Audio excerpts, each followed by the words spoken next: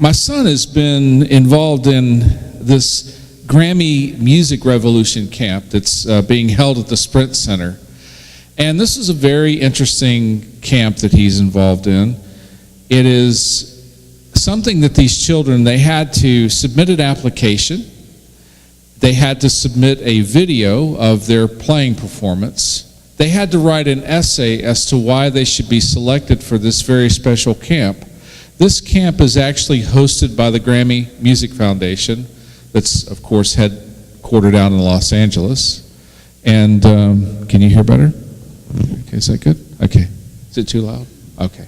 All right, so this camp is held out in Los Angeles, or this camp is held in Kansas City, but it's ran by the Grammy Music Foundation in Los Angeles. And the Grammy Foundation actually flies all of their staff here to Kansas City for a full month to work with these young kids.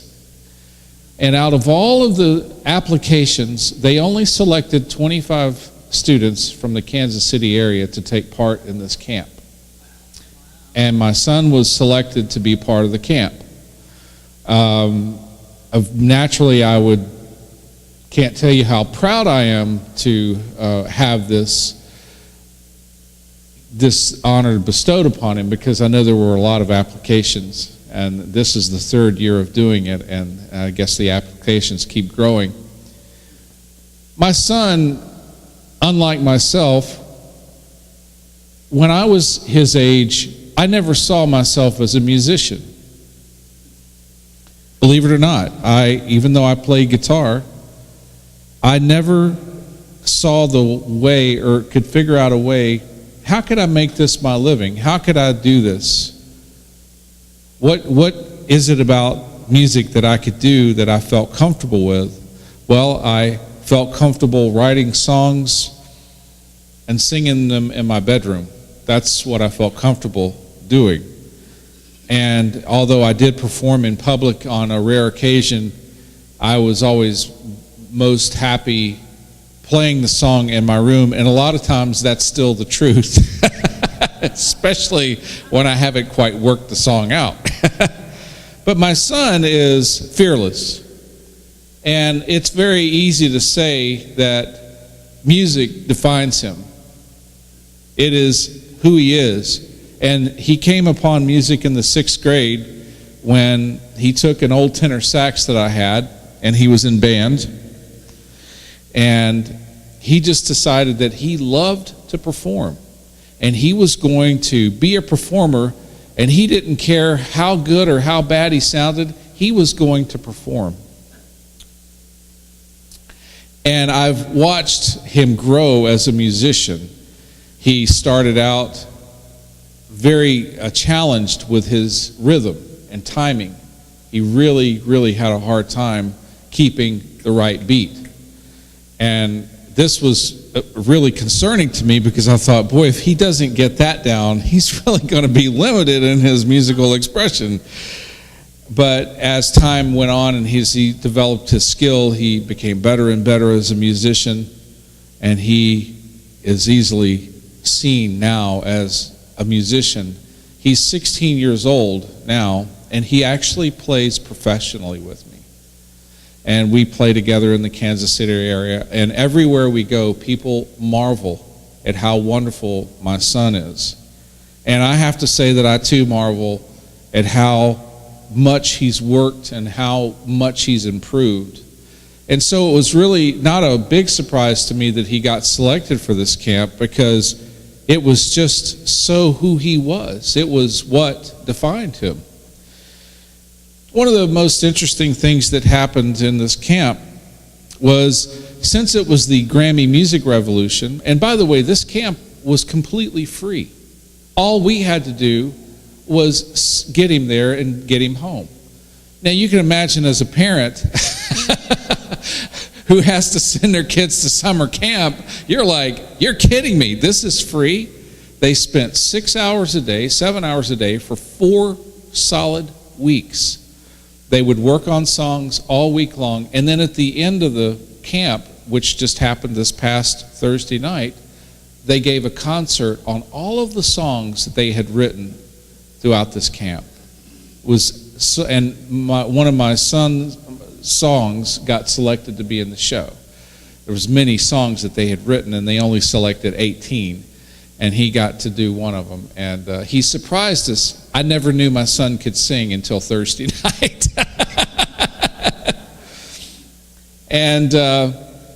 But during the process of the camp, the Grammy Music Revolution and the Sprint Center would bring in artists who were Grammy winners, who were actually performing at the Sprint Center. And these kids got exposed to Grammy music artists. They would come in and they'd do sessions with these kids. They would talk with them. They would, get to ask them questions about, how you did it, what you did, and everything. And one of the first ones that came in,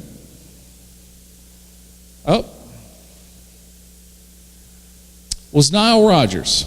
Now, I'm just going to ask out loud, who knows who Nile Rodgers is? Any clue? Let me tell you about Nile Rodgers, because he is quite a metaphysical teacher today. Nile Rodgers and his guitar he calls the Hitmaker was one of the most influential guitarists of our generation. Yet no one really knows his name. You may have seen him possibly on a music video recently. I will tell you that last year Nile Rodgers won 3 Grammys. 3 Grammys.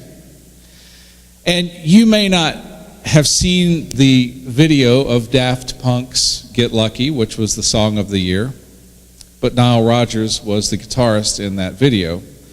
And if you want to, it's quite not church appropriate to sing that song, but it is quite an extraordinary song, and it was the song of the year, and Nile Rodgers was one of the producers on that song. And during the Q&A session with Nile Rodgers, they invited the parents to come to the show that night, and we actually got to go to the Q&A session with Nile Rodgers, with the kids. And so I asked him, Niles, how did you get that unique sound? And before I go into that, let me just tell you that Nile Rodgers was the guy who wrote Freak Out, da-da-da-da-da-da-da. But he also was very instrumental in developing artists. And when he signed with Atlantic, they asked him if there was an act that he wanted to work with. And he said, I'd like to work with this group called Sister Sledge. And so he and his bass player friend, Bernard Edwards, wrote all of the songs for Sister Sledge. So Nile Rodgers is the guy who wrote the now world famous We Are Family. He's written so many songs, it's probably too many to count. But yet we don't really know who Nile Rodgers is, but we have heard his music our whole life. Freak Out, he wrote a lot of songs for the Pointer Sisters, Jump for My Love, Neutron Dance. He was very instrumental in developing so many artists. But in the Q&A session, Niles revealed something that he said, I just wanted to be a clarinet player. He got his start, believe it or not, in the Sesame Street Orchestra. The Sesame Street Orchestra, that was the touring orchestra. It was the show. They took like a Sesame Street Live on the road. And Nile Rodgers said he loved playing clarinet and he loved being out of the spotlight. He didn't want to be the guy who was the big star. He just wanted to be a musician, and he wanted to have a good time, but he didn't want to be famous, so to speak. He didn't want that to define him. He didn't want his fame to define him.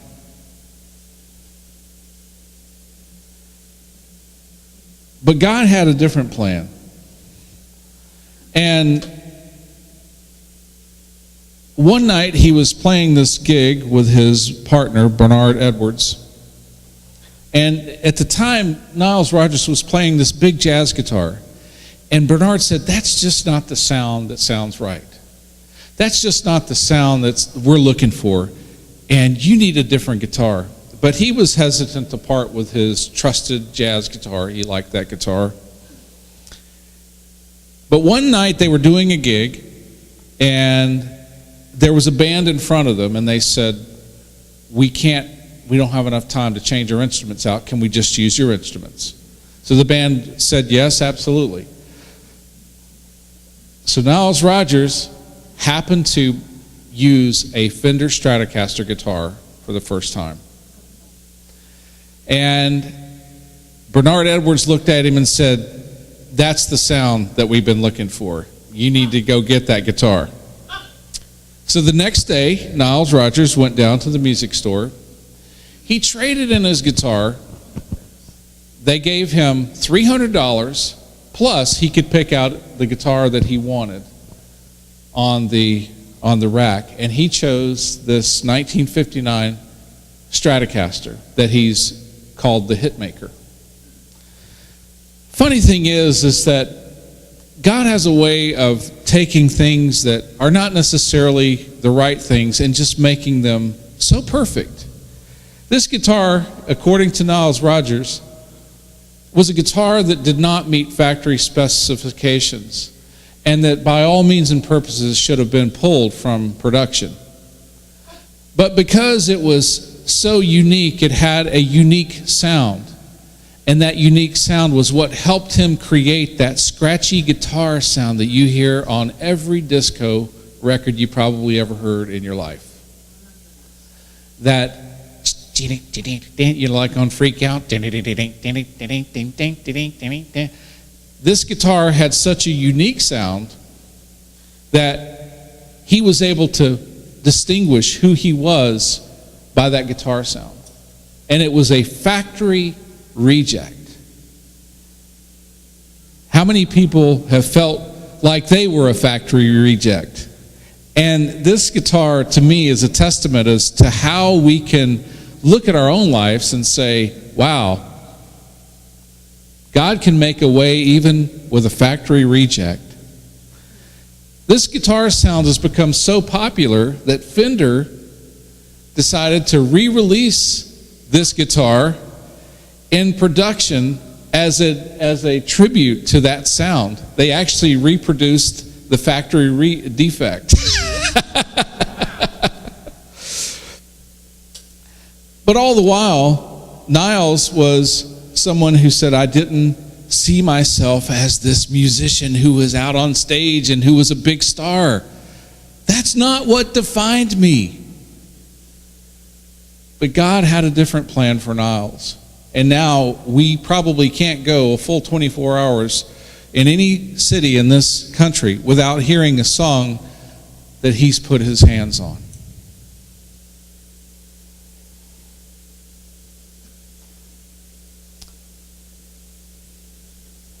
So my question to you today is, are we ignoring a greater calling or a greater expression in our life? Are we seeing ourselves as that clarinet player in the orchestra, and really we are a super song hit maker? What expression are we holding back to? One of the ways that we can sort of determine if we're not incongruent with ourselves is that divine discontent that we get, that feeling of that there's got to be something more, there's got to be, I'm feeling led to do something different. And maybe it's not something that we're discontented about, but it's something that keeps hitting us in the face. I got to do this. I got to do this. I got to do this. What's going on? And Niles was someone who had the opportunity sort of hit him in the face. He was writing hit songs out of the box almost. And it was just like success, if it was he wasn't going to find it, success was going to go find him. And success has found him, and he's found success, and he's worked with so many artists that he said it was countless. So if we're feeling this motivation to change, why don't we just change? We have these ideas that come into our head. Why don't we just change? Why don't we just throw caution to the wind and just go for it? What is it? And I think that's where our human ego gets in our way, and it says, no, you're supposed to do this. This is what defines you. This is who you're supposed to be. And even the world will chime in, oh, no, you're supposed to do this, and you're supposed to do that. And you're supposed to look like this, and you're supposed to look like that. That's how everything defines you. You're not supposed to go off and run off and do this or do that. No, that's not. But yet, sometimes when we feel that desire to move into that space, we get conflict from the people and the situations around us, because a lot of times people don't like the change that we're going through. And sometimes we don't even like the change we're going through. I remember when I was moving from music into ministry, I felt really weird, like I was betraying music in some way. And this is before I was really marrying the two together. And I said, my gosh, my friends are going to think I'm crazy. And I just had a lunch with my friend when I was down on vacation, and I said to him, I said, Bill, he says, I had the busiest season I've ever had. I made the best money I ever had. And I said, Bill, you don't really quite know this. I said, but every night when I was down here before I left South Florida, I would get sick before I would go onto a gig.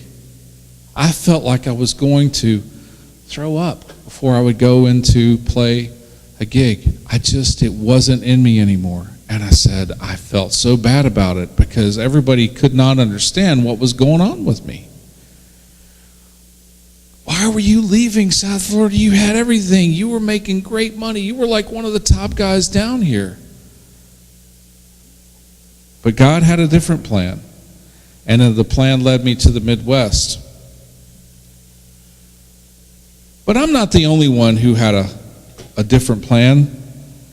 We move on in our little journey here. We can look straight to the Old Testament and find two characters who had a different plan laid before them. Of course, Moses was someone who was content herding sheep on the plains of Moab, and who was not emotionally or physically prepared to lead the people out of Egypt. And as you know the story of Moses, when God called him from the burning bush and said, take off your shoes, you are on holy ground, and you were to go and free my people. And of course, Moses said, sure, God, I'll get right on that. You know what Moses said? He says, who am I, Lord? Who am I? Who am I to go free your people? I'm just a sheep herder over here on the plains of the Moab here, and you want me to go where? And you want me to do what? And I'm supposed to go confront the Pharaoh? God had a plan. And so Moses had that divine discontent, but he relented and he followed the advice of Spirit, and he returned to the land of Egypt. And you know the rest of the story. Samson had quite the opposite. Samson was born with great strength. And you know the story of Samson where he had his hair cut by Delilah. And when he had his hair cut, he lost his strength. And they blinded him. The Philistines blinded him. And so here was a man who could wrestle a lion, who, according to the Bible in Judges, who killed 1,000 Philistines single-handedly. He was a man of great power. And I'm sure that there was in some ways an invincibility to Samson. But God said, I'm not going to let your invincibility define you. I'm going to let your vulnerability define you. And so as he became captured after they cut his hair and he became weak, they blinded him and he had no strength. He could not fight. And they tortured him.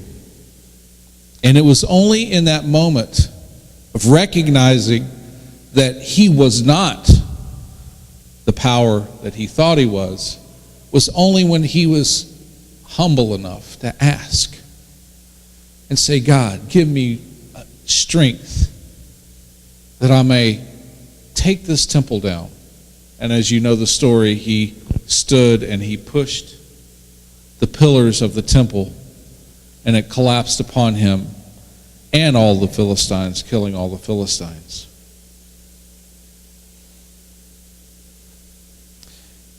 What were to happen if we don't follow that divine intuition? What happens?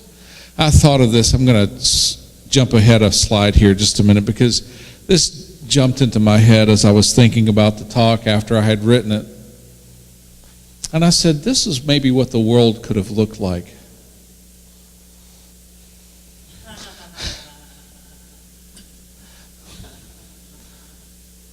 Fillmore.com, real estate the way it should be.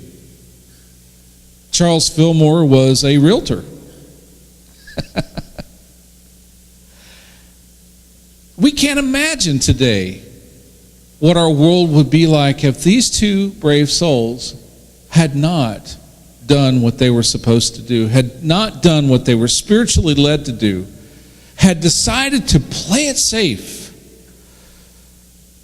They would have had a very successful real estate business, possibly. I don't know if they would have had a .com back then, but who knows? Maybe they would have broken some different ground. I don't know. Fillmore.com, real estate the way it should be. Is that what we get from these guys? Is this what we're supposed to do? Play small? Is this what defined them? Or did they step out in faith? Did they have that ability to look past what they were to what they should be? No one said faith was easy. How do we get there? Well, we look at our way shower, Jesus. What was the first thing that Jesus did in his adult ministry?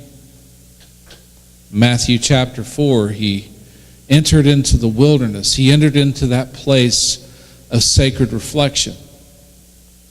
He entered in to discern what was his to do. And of course, that's where he was tempted. He was taught, touted, and tempted by the devil to, if you can do this and you can do that, you're really not the Son of God. And we look at this story metaphysically, and we can say that those little voices out there, those voices that aren't our spirituality, are saying, you can't do that. Who are you? If you can do this, show it. Prove it to me that this is who you are. I dare you. Go ahead. Let's see if the angels can come down and save you. Let's see if you can turn these stone to bread. You're the Son of God, aren't you? Show me the money. Come on, do it, Jesus. Let's do it. Show me who you are. Jesus stayed spiritually centered. And of course, the words, "Get thee behind me, Satan." Get thee behind me, human error thoughts. Get thee behind me, the way of me not being able to see who I'm supposed to be. I am an unlimited child of God, and my ministry is to preach this word to the people who are not preached to, the people who are in the wilderness, the ones who the Pharisees and the Sadducees and the Romans have forgotten. I am to serve the downtrodden. I am to lift the spirits of those who are defeated. That is the Christ. And the Christ in us is to feed those thoughts and feed those ideas that we have with faith, knowing what is ours to do and how it is to do it. To live in the Spirit of God.